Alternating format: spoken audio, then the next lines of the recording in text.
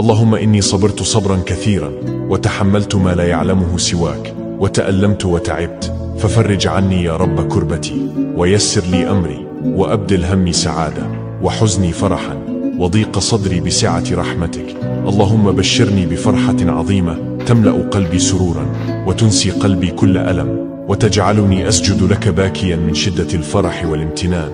اللهم اجبر خاطري جبرا يتعجب منه أهل الأرض والسماء، وارزقني من حيث لا أحتسب، واكتب لي التوفيق والنجاح في كل أموري، وحقق لي ما أتمنى، وقرب لي الخير حيث كان، وابعد عني الشر كله، وأكرمني بكرمك الذي لا ينفد، إنك على كل شيء قدير، وبالإجابة جدير.